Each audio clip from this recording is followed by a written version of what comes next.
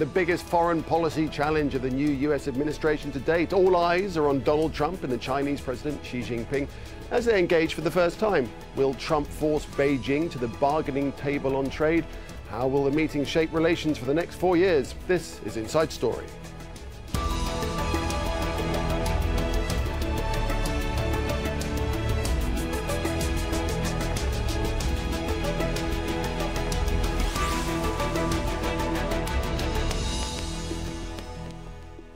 Hello, I'm Nick Clark, and this is Inside Story. Donald Trump's America First face-to-face with Xi Jinping's China dream as the two leaders meet for the first time. Trump made it to the White House partly on the back of his anti-China tirade. They take our money, they take our jobs. I talk about China, but remember, I talk about China for a reason. They're the biggest abuser. They're the biggest. This includes stopping China's outrageous theft of intellectual property, along with their illegal product dumping and their devastating currency manipulation. We're so tied into China, we're so tied into Asia. When they go bad, we go bad, and the whole thing is ridiculous. Our horrible trade agreements with China and many others will be totally renegotiated. Yes, Donald Trump has accused China of being responsible for much of America's economic woes. Can the business magnate drive a hard bargain with President Xi Jinping? Will he live up to his promise of a turnaround in relations? There are sharp divisions, and the US president has already tweeted that it will be a difficult meeting. Difficult because there are several critical issues on the table, all of which we will come to. But trade is perhaps top of the list, not least because Trump's worried about the United States' huge trade deficit. That's the difference between how many goods and services a country buys and sells. And as we've seen, he's pointing the finger at China, because it is the largest source of the deficit, $347 billion last year, and President Trump does not like it. In 2016, the US imported $462 billion worth of goods and services from China, mostly consumer items like smartphones and laptops, clothes and shoes. Those imports keep prices low for American consumers. In return, the US sold just $115 billion worth of exports to China, agricultural products like oilseed, as well as aircraft and other sophisticated machines. Well, when China joined the World Trade Organization in 2001, there was a sharp rise in imports to the United States. Economists call it the China shock. It coincided with massive manufacturing job losses in the US, and some economists say about 2 million of those can be linked to Chinese imports. Well, let's get straight to our guests. Joining us today from Beijing is Einar Tangen, who's an analyst focusing on China, international politics and economics. From Washington, D.C., we have Ambassador John Herbst, the director of the Eurasia Center at the Atlantic Council and a former State Department diplomat.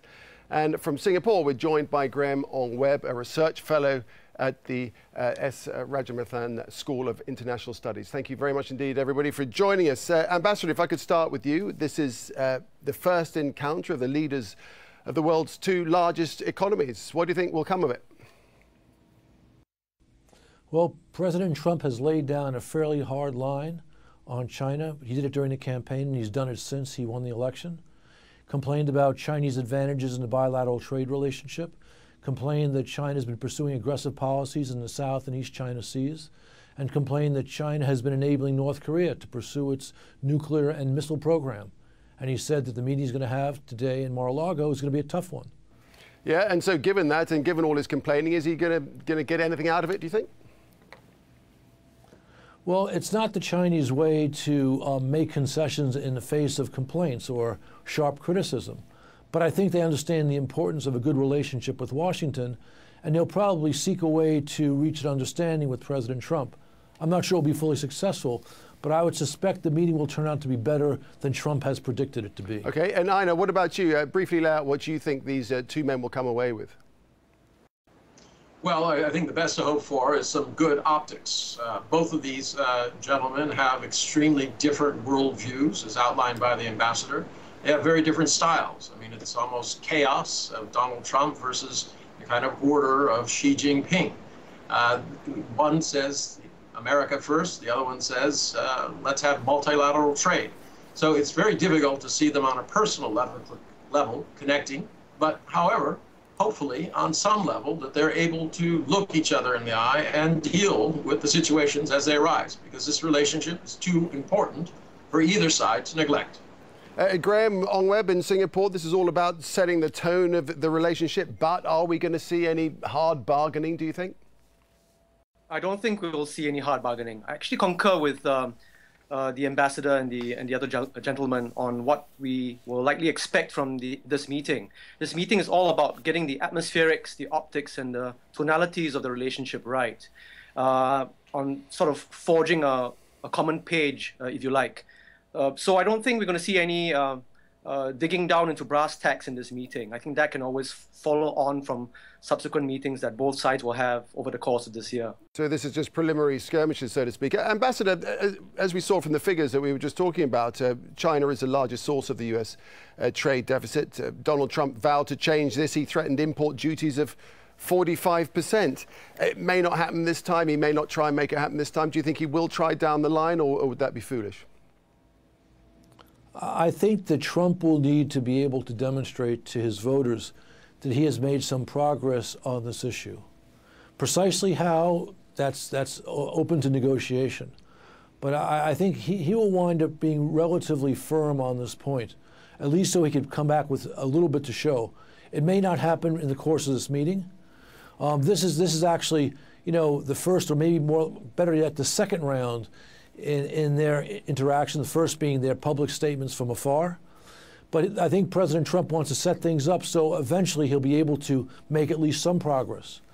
But I believe that he'll have advisors, and he himself will understand this is not a boat he wants to rock too wildly, because this is an extremely important bilateral relationship. But I guess you're saying that after the healthcare debacle, his base, if you like, will want to see him honour or try and honour at least his campaign promises. Well, I don't think the health care issue is done, but for right now it doesn't look very pretty.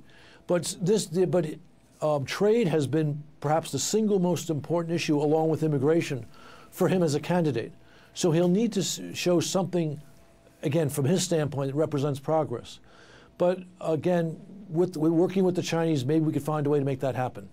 So I know so let's say that Donald Trump does play hardball. How might Xi Jinping punch back? Oh, goodness. Unfortunately, a trade war would benefit nobody. I think Donald Trump will have bitten off a little bit more than he can chew in this particular regard, because the people who will be most hard hit, if there is in fact this kind of action, will be the very people who voted for him. If you start looking at the majority, the top 10 list of things that are exported from China to the US, it's things like shoes, clothes, appliances, furniture. These are all things that are going to hit people hardest who are at the lower end of the scale. So increasing that, just like going to war with Mexico and also an uneasy relationship with Canada, seems a little bit of a tall order. I don't think that he will be able to do it. Now, keep in mind also that we've heard no articulated international foreign policy. It seems that we know that his team is incomplete. He is unable to do it. Just before this, he pushed Bannon out of the National Security Council. There seems to be a lot of disorder there. It's not clear what's going to happen. That's one of the reasons I believe that this meeting shall not be very productive, and that for both sides, optics are more important than any kind of substance. Because I don't think they have. I know. I was just going to ask, do you think there could be something here that both men will want to come away with something, won't there? Will there be some kind of economic concession to Trump that allows him some success, and perhaps vice versa?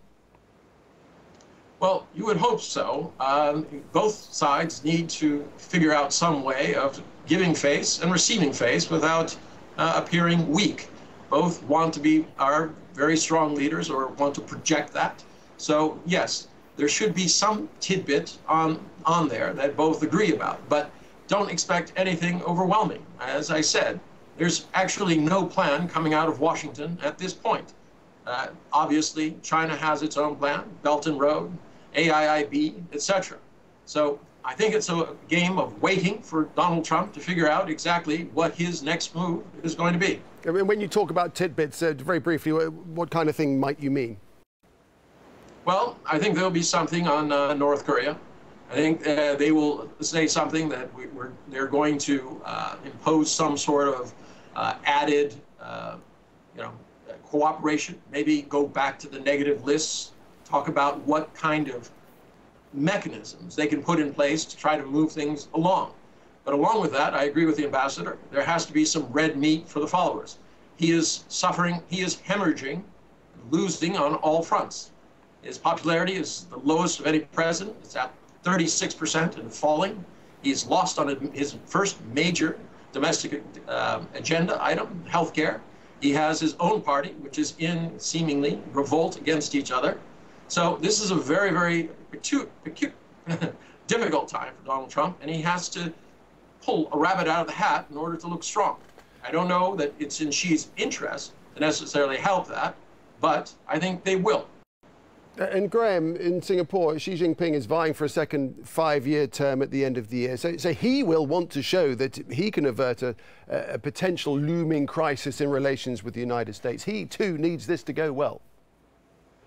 Certainly, of course. And I would like to pick up on Raina's point about tidbits. I'm actually a bit more optimistic about looking at some tangibility from the Chinese side that the Americans are in wait. There's been some talk over the recent weeks of Xi Jinping and his team cobbling up together an investment package that one will hope ought to be discussed even in this optical summit, where China can put in shore up sizable investments that could meet U.S. interests in generating jobs in the U.S. and also meeting its infrastructural development goals. Mind you, back in February, Prime Minister Shinzo Abe had a meeting with President Trump, and there was discussed Japanese investments in the same vein, meeting U.S. interests in increasing employment and infrastructural development opportunities. So I think I'm a bit more optimistic when it comes to Xi Jinping meting out a goodie here in this case that will serve to reinforce the needed economic engagement on both sides. The U.S. and China ultimately need each other to rebalance their respective economic challenges. Likewise for China, China can only really get down to its economic structural reforms if the U.S. has a hand in facilitating that from its end as well.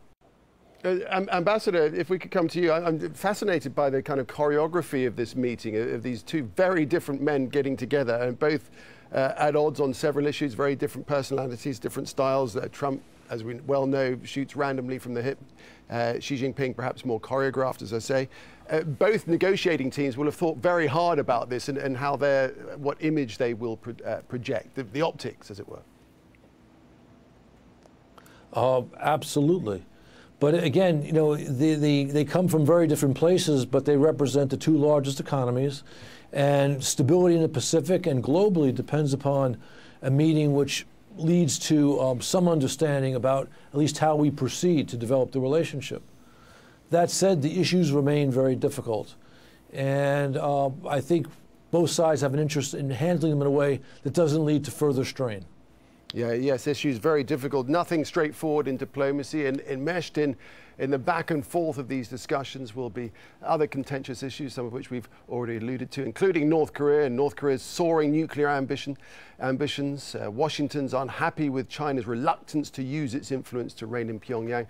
The South China Sea and Beijing's aim to expand its territory there. That's a worry for the United States and its allies in the Far East. And China's joining hands with Russia to block attempts to impose sanctions on Syria's President Assad, despite the civil war's horrific toll. And then there's a question, of course, of Taiwan. President Trump broke almost 40 years of diplomatic policy when he took a phone call from the Taiwanese president last year. But later, the White House released a statement saying that Trump would honor the one China policy. So let's, Aina, first up, North Korea. You talked about it just a couple of moments ago, but Trump has said that if China failed to help the United States with North Korea, the United States would take unilateral action. Do you think that's credible? Well, you never know exactly with Donald Trump what is credible and what is not. He has a loose association with the truth at best. But let's look at the options on the table. He has basically three. One, engagement. During the election hearing, he said he would sit down and have a hamburger with young Kim. That's a possibility. I don't think it would be a good one. Second, he can try to double down or whatever on sanctions. The existing, just do it harder and stronger. But there's really not much left in that toolbox. The third option is some sort of lethal or non-lethal military action, blockades, bombing, some sort of attempt to decapitate the existing leadership. I don't think that that is practical. It would require at least the acquiescence of Beijing, and I don't think that's coming. You have to remember that this issue is being sparked because these two sides, no one is willing to go back to the bargaining table. The U.S. feels ill-used by past actions of North Korea when it has been bait and switch. North Korea wants assurances from the U.S. that the legitimacy of its regime will be acknowledged. That's not happening. The U.S. has said categorically, before they sit down to any six-party talks, the nuclear option has to be off the table. And from North Korea's side, they believe that's their only leverage. So you're looking at a slow-motion train wreck, and it's unclear what the U.S. is willing to do to push that. One caveat I would add, pushing the current regime in North Korea into the abyss is not necessarily a solution. It is not a situation where democracy is going to break out. This is a very, very difficult, complicated situation involving a group of people who've been kind of hidden behind a wall for quite some time. So okay, let's pass it on to the ambassador. Thank you for that, I know. Let's pass it on to the ambassador. What are your thoughts in Trump's ability or otherwise to take unilateral action against North Korea? First, it is true that President Trump does have sometimes a loose association with words. But it's also true that he claimed he'd find a way to deal with the problem in North Korea. And if he simply accepts the various tests that have taken place without a response, it would be bad for him politically, and I don't think he will do that. I think there's a fourth step that he could take, which wasn't mentioned. And I'm not suggesting he's going to, but I think this is something that will be under consideration. He can increase the missile defense capacity in Japan and South Korea, something which, of course, China would not like. But a real threat of doing that, of moving ahead with that, might give Beijing reason to pursue a more assertive policy to chasten North Korea. And I wouldn't be surprised if this becomes part of the conversation in Mar-a-Lago. Graham, do you Perhaps, think... excuse me, there's one other thing I should add. Yeah, go ahead. If it does, I'm not sure that would become public. Right, of course, there will be a lot that will be kept behind the scenes. Graham, do you think Donald Trump has the ability to say to Xi Jinping, all right, do more to rein in North Korea or your economy will suffer, stop your military expansion in the South China Sea, which we'll talk about more in a moment, or we'll tax your cars? Can he say that sort of thing? Is he in a position to be able to barter in that way? Well, there's no predicting as to what President Trump will not say. I mean, he can be a loose cannon, and he has been over the last few months. So it's always going to be yet another surprise. But I think with North Korea, one would hope that he will tread a bit more carefully because these are interrelated issues vis-a-vis with the Chinese, the strategic issues and the economic ones. And North Korea clearly is a critical issue that the U.S. has to contend with. It is a clear and present danger with the series of developments we've seen over the last few months. And the U.S. will have to work, needs to work closely with China, or at least exhaust that option of a bilateral effort in trying to stabilize the situation. I mean, clearly, if President Trump wants to go it alone and seek a unilateralist position and approach to the matter, there's no stopping the U.S. in that regard. But I think the consequences for the region will be quite severe. A decapitation of the regime in Pyongyang is really not in the region's interests. So China and the U.S. have to work together. I mean, we're talking about an outcome where the U.S. sees the dismantling of the North Korean nuclear weapons program, while what China wants really is for that regime stability to be in place, because an implosion of the North really is not going to bode well for Chinese national security. Right, Ambassador, we were just looking at pictures there of the US Secretary of State, Rex Tillerson. I'm very interested in what he said just a couple of days ago, talking about North Korea launching yet another intermediate ballistic missile, saying that the United States has spoken enough about North Korea. We have no further comment. What did you make of that statement, given, as it were, that those words came just days before this meeting? I think it was meant to convey that words are not enough and it's now time for action. The Trump administration is clearly trying to build up the notion that now is a time for the U.S. and China and others as well to work together to fix this problem. So I think Tillerson's statement was meant principally for Beijing. And it comes back to the notion that I mentioned earlier, that they want to have a serious conversation about how to rein in Pyongyang. And I don't think that from the standpoint of the Trump administration, the solution could be simply sitting down with the North Koreans, given the bad experience we've had in the past. Right. Ina, on the South China Sea, we've mentioned it very briefly. The world has watched as China has made its South China Sea ambitions pretty plain. That's going to be something on the negotiating table, do you think? Yes, it will. But I'd like to address one point the ambassador, 2 points the ambassador made. First, that fourth option would be a massive mistake. The idea that you're going to pressure Beijing by surrounding it with missiles is exactly the kind of thing that is creating the tension in the South China Seas. The more the U.S. pushes and advances this idea of American exceptionalism, the more resistance you're going to have. And in terms of North Korea and what ultimately happens there, I agree with my friend from Singapore. It is an absolute mess. The idea that North Korea is somehow on China's leash is ridiculous. The fact is, North Koreans, if you ask them who they hate more or fear more, it's the Chinese. It's not the Americans. It's a reason that these two have never met. And this is why every time that Xi Jinping is making a major policy announcement or engaged in a big relationship, a missile is fired off. So okay, let's just give the ambassador an opportunity to come back to that. So we're just running out of time. Yes. Just running out of time now. Ambassador, what do you have to say to that? Will be on there. It will be on there, but there's not much that can be done. Freedom of Navigation Acts aren't going to necessarily solve this. Ambassador, over to you. There are 2 important points here. One, the fourth option that I mentioned has the virtue of actually providing protection to 2 countries that are threatened by North Korea's unconventional weapons capability. So the purpose of doing this would not just be to help persuade the Chinese to be more helpful.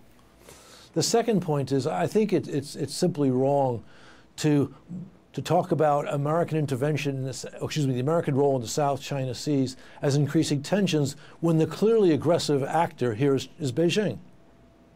Okay, now listen, I'm just going to move on to Graham Ong-Webb finally, if we can just get on to this point. When you look, because we've just run out of time, we've got about a minute to go. When you look at the sum total of all these issues, how much bargaining power do you think, Graham, each man has? Who has the upper hand? Wow, that's a hard one.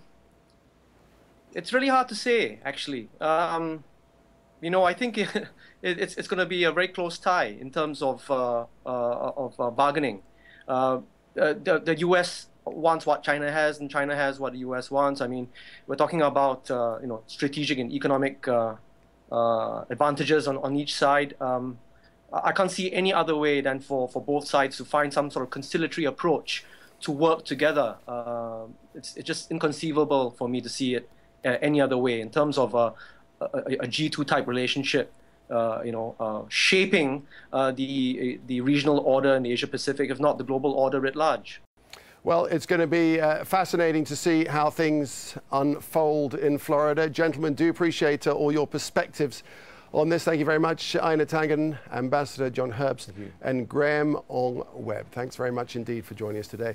And thank you too for watching. You can see the program again anytime by visiting our website, aljazeera.com. And for further discussion, just go to our Facebook page. That's facebook.com/AJ Inside Story. You can also join the conversation on Twitter.